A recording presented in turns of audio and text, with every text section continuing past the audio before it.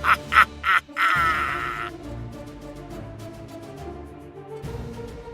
Hutchinson, and kids are just not well at this time of the year, more so than normal, right? And staff is really tired. So had one kiddo that she is an amazing girl. She has lots of issues that she faces, and one staff member is particularly close to her, and another staff member was pushing on her to do more work, right? So escalated kid and escalated the staff member that's protective over her. And then what we figured out was that the staff member that was pushing this girl has two boys that make everybody crazy that she's particularly close to, and everybody always pushes on those two boys. Do you guys ever feel these dynamics? So one staff member runs over to us, to another administrator I have, and she's like, you need to do da-da-da-da-da-da-da because so-and-so's pushing this kid, and this kid has all this stuff stacked against him. And my administrator's like, okay. And I said, wait a minute. No. Guess what? You go tell staff member that you don't like the way she's pushing your kid and work it out together. You guys ever see those kind of dynamics start spinning off, right? Yeah, and the other administrator's like, oh, and I'm like, if you get sucked into that, you will become the bad guy, right? So that's what I left, was things blowing up. That's why I'm late today. So in a particular building, it was a workshop, and so I had teachers from affluent schools, teachers from really high poverty schools, and one teacher said, you know, it feels like what's showing up in our classroom with behaviors is a pandemic. And I just kind of stopped in my tracks and I looked at the other teachers in the room and I said, what do you guys think about that word? And tears. You know, I feel like what we are facing, the challenge that we are facing is growing every year. And I drove home from Bridging to Resilience with my really good friend. She's a youth minister. And she's you know, spent 2 days close to teachers, and she said, you know, I think what we're asking teachers to do now is youth ministry. She goes, but the difference between me doing youth ministry and teachers doing youth ministry is that I signed on for that, right? Like I signed on to kind of deal with all these broken kids because she works with unchurched kids. And so I just think that we feel very ill-equipped to handle the mission. And that we need to understand that probably the biggest component of trauma-informed care in schools is focusing on the resilience of the adults that are important in kids' lives. Are teachers important in kids' lives? Can teachers give to kids what they don't have themselves? Not very well. It's hard. It's hard. So, you know, really digging deep and working on healing the hurts that are causing healing the pain that's coming into our school. You know, the kids bring the stress from outside the school into the school, and the teachers, the stress comes from inside the school, and they take it home to their families, right? So there's just this vicious cycle that's happening to us.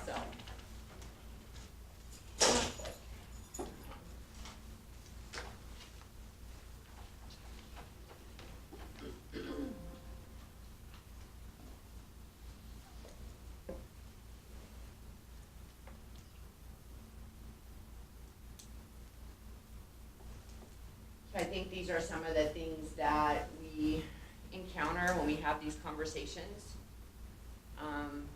Trauma-informed care is good for every student, and it's certainly good for staff.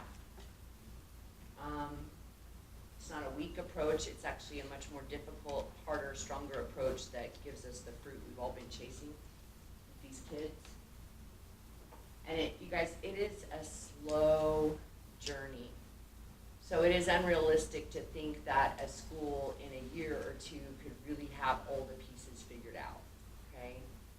So I just always want to repeat that because I think we want to go really fast. And I think people want to do strategies. Working with another school, and they implemented Calm Room before they were ready, and people didn't really understand what it was, and people weren't totally familiar with the science and the concepts, and so they had a false start. Okay, so we see that a lot. That's normal. Okay, it's really normal. I'm just going to give you a minute to look at this, and then I want you to sit at your tables and just talk about something that's jumping out on you here. Jumping out. That's a hard one, isn't it? No. high, do you automatically have the ability to go low? To regulate my own behavior? Right. Yeah. And some do, for some people, that's kind of like a natural gift, and then perhaps they I don't. would not say it was a natural gift. You worked hard at it. I have very much so, because I was one that was very unregulated, and my mom wanted to kill me when I was a child. And I got kicked out of 3 daycares as a child, and I've been able to learn self-regulation. So just being able to teach myself self-regulation, being able to do that, I have just looked at it, like, I have a 3-year-old granddaughter, and I'm like, what is your problem? I can't help you if you can't talk to me. I don't understand you. I'm sorry, what is going on? I need to use your words. And you're staying low Yeah. while that's happening. And I'm like, yeah, she cut her finger off on Easter. And I'm like, I thought she was having a behavior issue on the floor. And I'm like, what is going on with you? And I flailing around the floor, whole side of her finger was cut off. Blood everywhere. And I'm like, what is going on with her? And then I finally saw blood everywhere, and I'm like, holy crap, come on. Yeah, so, but in order for us to help our students self-regulation, we have to teach them those skills that they might not be getting at home, because somebody else hasn't learned how to self-regulate themselves. There's more and more of them in there. But I never thought my dad would be able to self-regulate either. And I'm like, who is this person? He had transformation. And he can now. But he's 65 years old, and he finally can do it. So what's the difference between discipline and punishment for you in the situation? Because if I do power over with my staff, they don't trust me. And it's because I'm a person, right? Right. So it's really, that's what I always say, that what we're dealing with here, these issues, is because there's people involved, right? Right. And so, and I think that is, the number 5 is the hardest one for us to wrap our brains around. Because especially the more tired staff gets, or the more offended staff gets, the more they really start to seek a pound of flesh. I mean, it's normal, it's happening all across America, it's not, Right. it's normal, it's not that people are bad. I have to just say that. Certain times a year, we want more than a pound, And so, and certain kids, other kids we've got more grace for. And so, it's just an interesting dynamic of what we're dealing with. And at the end of the day, it's like, well, we don't have time to teach regulation skills. We have these state assessments. We need to do math. We need to do reading. And you just feel like you're stuck. And so I think that there's a huge sense of powerlessness and overwhelm with our staff. I think our teachers are But people hurting. are still human, and we still need to have compassion for how they're feeling and what they've gone through. Staff And too. every day's a new day. We still have to be civil, and we still have to work with people, we still have to see them every day. And I think it's on the bottom of Ms. Cheeks' email, people aren't gonna remember what you said to them, but they're gonna remember how you made them feel. Do you guys know I've been praying intensely for all of you? I work with a lot of schools, and I just sense there's some hurt here. And so, for me, and as a presenter, and I come in and I feel weird energy, and I'm like, I don't know what's going on, what do they need from me? And so I believe this. Our behavior isn't because we're jerks, it's the signal, it's the fever. So it tells us something is happening, that people are having an unmet need or a lagging skill. And with the adults, if there's not a sense of safety and trust between you guys, it's going to be hard to pull off the mission. And what's our why? You guys worked on your why?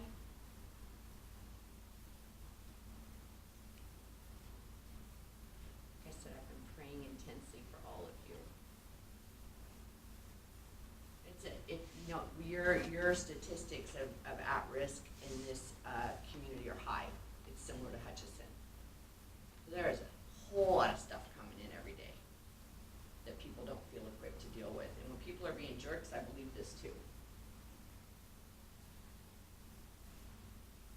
teachers are losing it on kids, they're communicating something.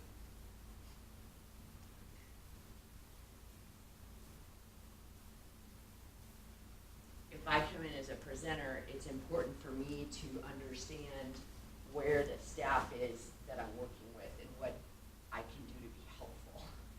Because it's not helpful if I keep coming in and cramming more information into your brains if you're stuck in the trunk of the car. You know, when people are stuck in the trunk of the car, a lot of times, and kids in the moment, right? That's what Jim said. He said, you know, that thought process, the picture is when kids are locked in the trunk of the car, we're expecting them to drive. And so if you're stuck in the trunk of the car, what part of your brain are you in? What is that reflecting? We're dug into a part of our brain where we can't think logical, okay? So, and this, you guys, it doesn't mean, you don't have to have a bunch of trauma to have this happen to you. You don't. This is, you know, when you're forming in your mother's womb, this part of your brain is the first part to develop. And the brain does what it does because it's mission control, right? So I was in Maryland. It was a 2-day deal. I was gone out 3 days. I knew flying home on a Friday night was risky because I knew that there was a chance that I could get delayed. I've actually never had a delayed flight before, and in the travels I've got to do in the last couple of years. I missed my 9-year-old terribly. American Airlines delayed my flight, had us all sit there, and then I had minutes to make the gate, and they changed the gate. So I'm in Dallas, and I am running, and I am not a thin, active person that can run well, okay? And as I'm running, I'm on the phone with my husband, and I am crying, and I am sobbing, and I get to the gate, and the door was closed. I missed it by 1 minute, and I am crying to the lady, let me in, make them open that door. I want to go home to my kids. She calls, and they're like, oh, we're not opening the door, right? So I am so mad that all I can see is red. And the only word that I can think of in my brain starts with an F. And I got on Facebook a few minutes later, and I used that word on Facebook. And in that moment, for me, there was no future and there was no past. Because when we're dug into that part of our brain, there is no future and there is no past. So I did that at 11 o'clock at night, went to bed, and got up at 5 o'clock in the morning and took the F word off of Facebook, right? Because there are natural consequences for me, just like you talked about. I mean, I do this work for a living, and there could be people that saw that on there that are like, we will never bring her to our school to work with our staff. That is unacceptable, right? So I was talking about this in Concordia the other day, 200 people, and the guy in the back row goes, I saw that. So in that moment, though, all bets are off for our kids, for us. And our teachers are hurting, and they are stressed out. And are you guys are redesigning here. Are you guys using Summit? Yeah. And that adds a whole nother layer of crap on our people. And I went in and dug in. My kids in a middle school with Summit in McPherson. And I don't know, as a parent, I trust you guys. Just, you know, love them and make sure they act right. And if they don't act right, call me and send them home every day, right? But I went in and I talked to teachers that have been there a long time, and they're like, Rebecca, Summit is good. And we got all this crap going on. You know, I had one teacher at parent-teacher conferences, she told me, she goes, I don't even want to go to Walmart till 10 o'clock at night. I don't want to see anybody. What? And our community has no idea what they're doing to you guys. All of that stacks on top of our adults that are taking care of our precious cargo. It's a real deal. So again, I don't want to come in here with a bunch of trauma-informed information and start talking about, you know, the big shift and some of the practices if I've got staff that is hurting and stuck in the trunk of the car.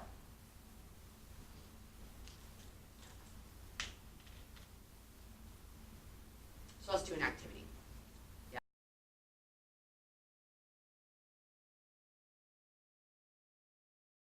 Many of you ended up over here.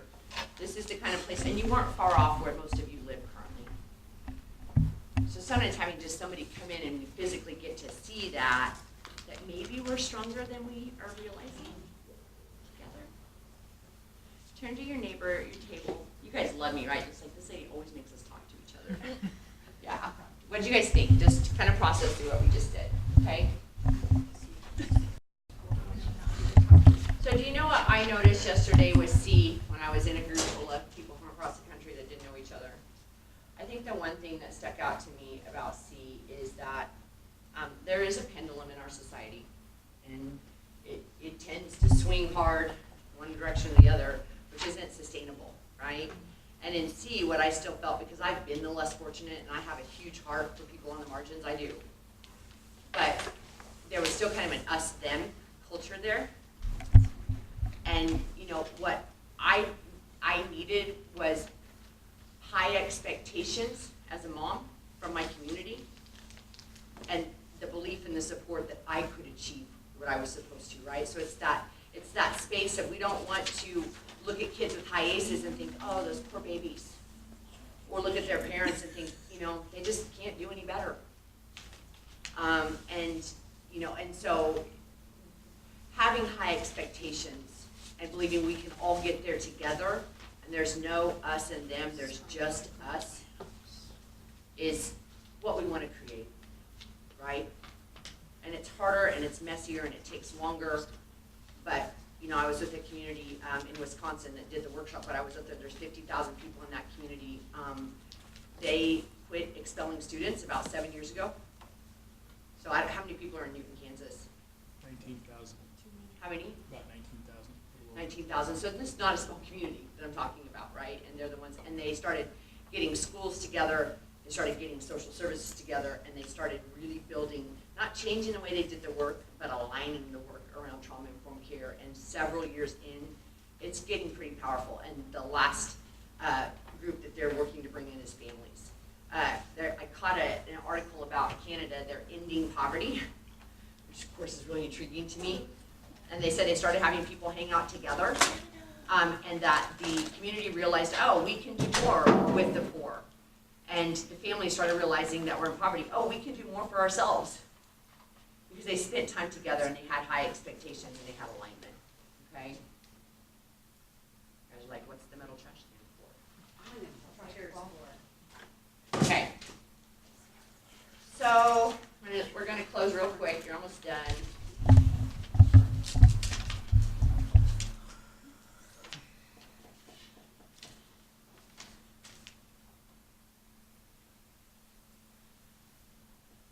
I'm in Alcoholics Anonymous, and in that program, we are taught early on that if we don't deal with our resentments, we will drink again and die.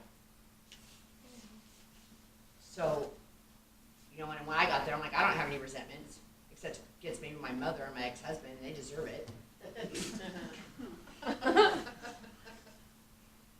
And I had to pray every night for 5 years before I could heal from that, for the stuff that happened to me back when, okay? But who, when I get the resentment and I harbor the resentment, who's really suffering? You. Me. I had a friend in AA, and she said that they bought a house, and she had a flower bed out front, and she had this amazing green flower, and it was like this plant, and so she watered it, and she put Miracle-Gro on it, and her mom came to see the new house, and she comes in, and she goes, honey, that's a weed.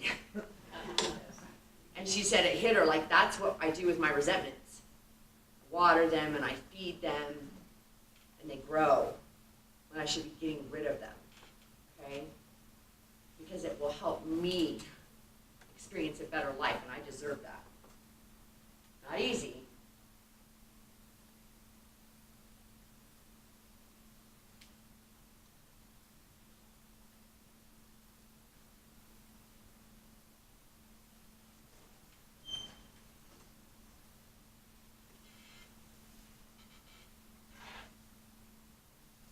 At your table, just talk about that for just a minute.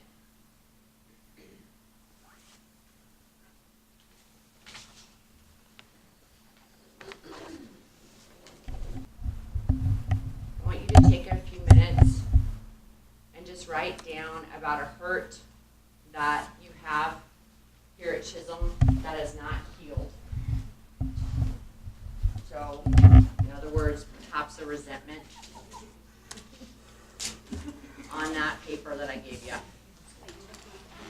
Need a pen, pencil? That's my turn. My turn. I'm sorry.